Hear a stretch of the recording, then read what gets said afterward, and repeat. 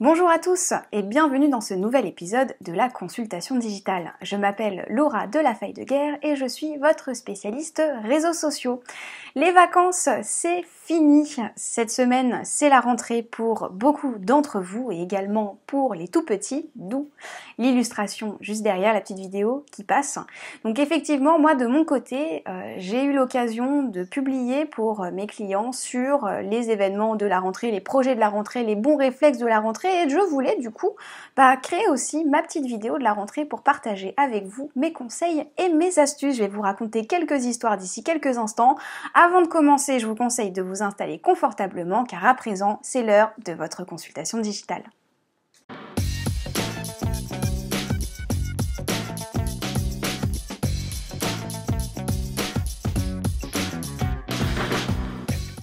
Je vais démarrer justement cette vidéo de la rentrée avec une première réponse qui doit intéresser pas mal de monde parce que j'ai souvent cette question qui revient. Les entrepreneurs qui se sont lancés sur les réseaux sociaux il y a quelques temps mais qui ont laissé tomber parce qu'ils n'avaient pas le temps de s'en occuper mais qui ont envie de se remettre dans le bain pour la rentrée 2019. J'en ai beaucoup qui me demandent est-ce que ça vaut le coup de reprendre cette page existante malgré le fait que je me sois arrêtée quelques mois voire quelques années. Ou est-ce qu'il faut que je reprenne à zéro, que je reparte à zéro et donc je recrée une nouvelle page sur le même réseau en oubliant tout ce qui s'est passé avant? J'ai déjà répondu, je crois, à cette question. Ça dépend vraiment des cas, mais je pense qu'il y a quand même un historique parfois qu'il faut conserver absolument et quelquefois ça permet de réanimer, on peut en tout cas réanimer une communauté qui était endormie depuis quelques mois voire quelques années à partir du moment où on reprend les bonnes habitudes, à savoir diffuser régulièrement des articles. Donc comme je le disais dans la précédente vidéo, c'est la régularité qui est une des clés du succès aujourd'hui. Et pour illustrer ce que je viens de vous dire, je vais prendre l'exemple de Mourad qui est un commercial qui travaille dans l'imprimerie, qui m'a contacté avant les vacances. Il avait vu ma vidéo sur la création d'un compte Google My Business et l'impact que ça pouvait avoir pour son entreprise. Et donc il m'a demandé de regarder rapidement avec lui s'il n'y avait pas des axes d'amélioration par rapport à ce qui avait été fait. Quand j'ai tapé justement le nom de son entreprise, en fait je me suis retrouvée sur la mauvaise page parce que l'entreprise avait déménagé, mais au lieu de transférer l'adresse, de modifier simplement l'adresse, ils ont créé une nouvelle page Google My Business. Et donc là, c'est dommage de justement créer une nouvelle page parce que pour le coup, moi je ne suis pas tombée sur la bonne. C'est celle qui était la plus ancienne qui est arrivée en premier, donc celle qui était la mieux référencée par Google qui est arrivée en premier. Donc inutile d'avoir créé une nouvelle page si c'est pour tomber sur l'ancienne. Et puis en plus on avait un historique sur ce compte Google My Business parce qu'on avait des avis. Et les avis, même s'ils datent de 2-3 ans, ils sont toujours intéressants. Il y a un travail justement à faire après au niveau des avis, je le reverrai certainement dans une prochaine vidéo. Mais à partir du moment où on a des avis même qui datent de 3 ans, si on travaille sur les avis régulièrement, les entrepreneurs ou les clients qui veulent, qui s'intéressent à notre entreprise et qui veulent éventuellement travailler avec nous, vont regarder justement ces avis sur notre compte Google My Business, et plus on a d'ancienneté, plus on a d'historique, et mieux c'est. Ça permet aussi de voir la constance de la satisfaction de nos clients à travers les avis qui sont déposés sur nos différentes pages. Donc je ne conseille pas forcément de supprimer les pages pour en recréer de nouvelles. Des fois il suffit juste de modifier certaines informations pour que les pages soient optimales. Vous pouvez d'ailleurs me contacter si jamais vous avez envie d'avoir un regard neuf sur vos réseaux sociaux. Il faut savoir que c'est la petite nouvelle de la rentrée et c'est exclusivement pour cette rentrée septembre 2019. Vous pouvez aller directement sur mon site internet et réserver 30 minutes gratuites de coaching entre guillemets sur vos réseaux sociaux où justement on va pouvoir faire un point. Donc coaching, audit, on verra selon vos besoins. Le but c'est vraiment de pouvoir vous guider en cette rentrée septembre 2019. Donc c'est le gros tips on va dire de la semaine que j'inclus dans cette première partie de vidéo.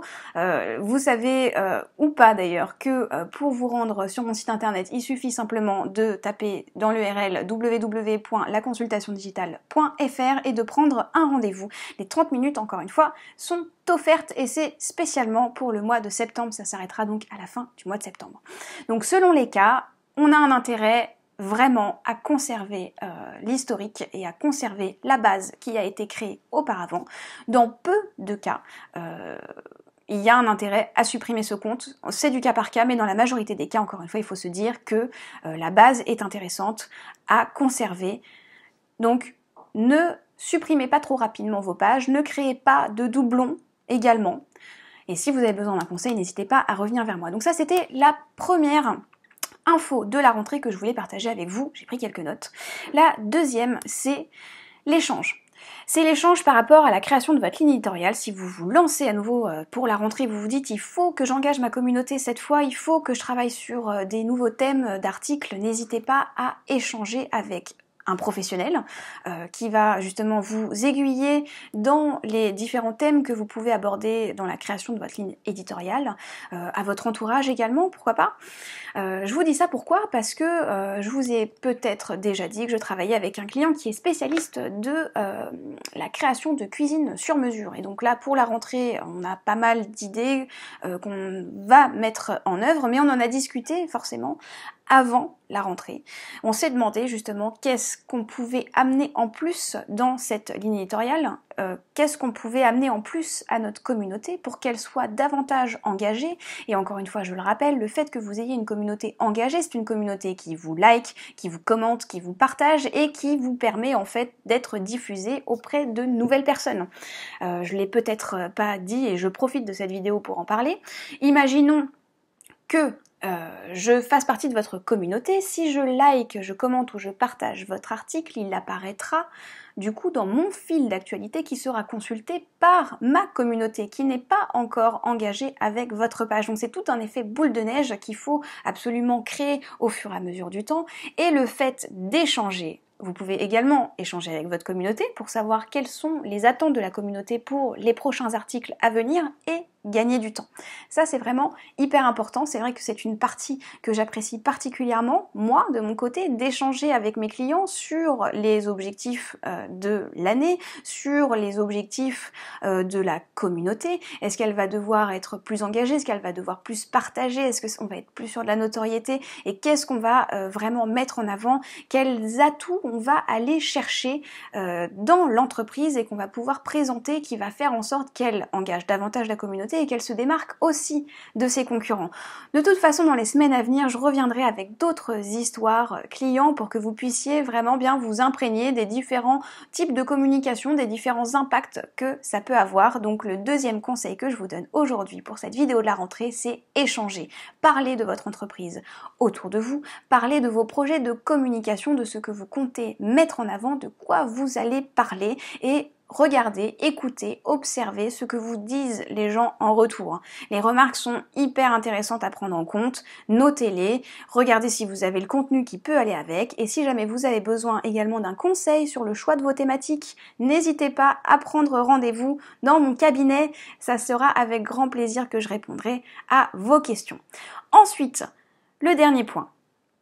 L'avant-dernier point, c'est oser. On en a déjà parlé dans les précédentes vidéos, mais c'est important d'oser. Une fois que vous avez une idée en tête d'un article qui peut vraiment fonctionner, d'un article que vous pouvez en plus publier sur la durée, parce qu'on reparle encore de la régularité, c'est hyper important. Donc si vous avez une idée d'article, que vous pouvez l'amener régulièrement, chaque semaine, et faire en sorte justement que la communauté réagisse, ne le gardez pas dans le placard, il faut le sortir. Il faut faire des tests.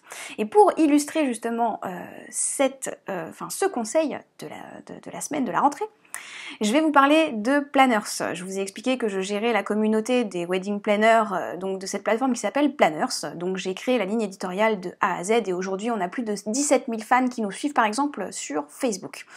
Récemment, j'ai vu passer dans mon fil d'actualité, parce que je fais aussi de la veille, une vidéo de chorégraphie de mariage et je me suis dit, il y a quelque chose à faire avec ces chorégraphies de mariage, je les ai pas intégrées dans ma ligne éditoriale, et je vais faire un test et je vais voir ce que ça donne. Et je suis super contente de voir que le test a fonctionné, il aurait pu ne pas marcher.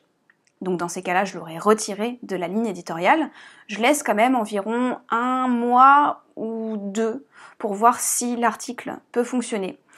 Des fois, c'est beaucoup plus court quand je vois que j'ai vraiment 0 réaction, mais en général, quand on a une communauté de plus de 17 000 personnes, on a forcément des gens qui réagissent, donc il faut laisser un peu de temps parfois pour que la sauce prenne. la mayonnaise prenne, comme on dit. D'ailleurs, pour les vidéos de chorégraphie de mariage au début, j'ai eu de l'engagement, j'ai eu de la portée naturelle et c'était assez intéressant, mais pas encore vraiment quelque chose d'énorme. Et je vous dis ça parce que je vais prendre les chiffres à jour de la dernière publication de la chorégraphie qui est le jeudi. Jeudi, c'est chorégraphie, c'est ce qui a été, c'est ce que j'ai décidé de mettre en place. Donc tous les jeudis, je partage une chorégraphie de mariage et celle qui a été publiée donc hier à 18h. Aujourd'hui, on a atteint 15 673 personnes. On a eu 297 réactions, 93 commentaires et 88 partages. Donc atteindre 15 673 personnes de manière naturelle sans avoir à booster une communication, c'est juste énorme. En tout cas, moi j'étais très contente de ces statistiques. On a quand même 102 commentaires, donc en termes de modération, quand on commence à avoir une grosse communauté, ça demande aussi du temps, mais 102 commentaires, c'est juste génial, 318 réactions, c'est juste génial. Je vous invite d'ailleurs à aller voir cette communauté, cette communication sur planners.fr si jamais vous avez envie justement de vous inspirer des différentes thématique. D'ailleurs, cette page, elle est intéressante aussi pour vous si vous voulez justement vous rendre compte de la différence entre une page avec une ligne éditoriale construite et une page sans ligne éditoriale. Là, vous allez vraiment pouvoir voir que chaque jour, on a une thématique différente qui est abordée. Et donc voilà, j'ai testé la thématique de la chorégraphie. Ça aurait très bien pu ne pas fonctionner. Pour le coup, ça fait un mois maintenant que Jeudi c'est chorégraphie a été lancé et là, boum, grosse surprise, beaucoup d'engagement et puis j'attends du coup la semaine prochaine avec impatience pour voir si la chorégraphie plaira autant, si j'aurai de plus en plus de réactions et donc encore une fois, je l'avais déjà évoqué dans une précédente vidéo, et là je vais vraiment faire un focus sur Facebook, parce que c'est vraiment sur Facebook que cette vidéo a matché, parce qu'on a beaucoup de mariés, de couples de futurs mariés, de témoins, d'invités qui ont réagi. Il faut pas oublier que quand vous avez une personne qui like votre article, ou qui a une réaction, sur Facebook, vous pouvez l'inviter à rejoindre votre communauté. Donc quand on a plus de 300 personnes comme ça qui ont liké votre article, bah, vous récupérez pas mal de nouveaux fans qui forcément vont avoir envie de vous retrouver lors du prochain rendez-vous où vous allez présenter justement votre chorégraphie. Donc vous avez vraiment une possibilité de fidéliser ces personnes-là grâce à un article et simplement parce que vous avez oser le mettre en avant. Je sais que derrière cet écran, il y a pas mal de chefs d'entreprise qui ont envie de communiquer sur les réseaux sociaux, qui ont des idées d'articles, qui ont en plus la matière pour justement générer cet article régulièrement toutes les semaines. Donc ne le laissez pas dans le placard. On est en septembre, le temps passe très vite, c'est la rentrée, vous avez vos bonnes résolutions, vous avez envie de vous lancer sur les réseaux sociaux, donc osez, ça sera le conseil également pour la rentrée.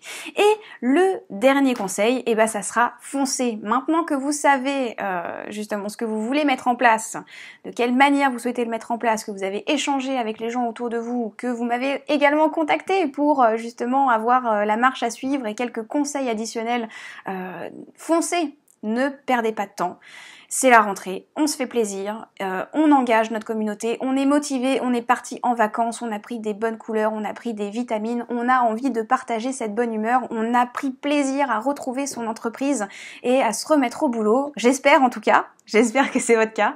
C'est vrai que des fois c'est un peu dur de se remettre dans le bain, mais en général quand on a quitté même quelques jours son entreprise, on est content de la retrouver et puis de pouvoir, encore une fois, c'est ce que je vous dis, partager son quotidien, partager sa spécialité, partager sa passion, partager ce qui nous démarque des autres, partager ses projets.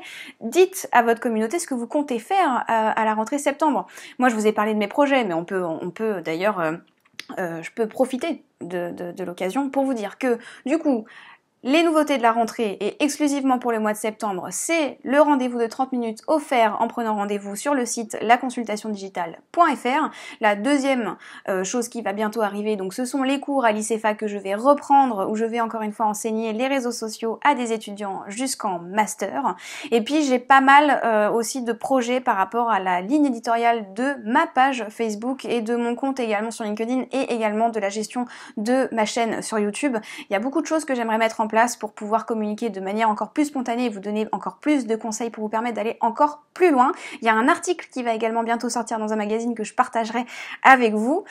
Ce que j'attends par contre pour la rentrée, parce que ça sert aussi à ça, les posts de la rentrée, c'est de aussi dire à la communauté ce qu'on attend d'elle.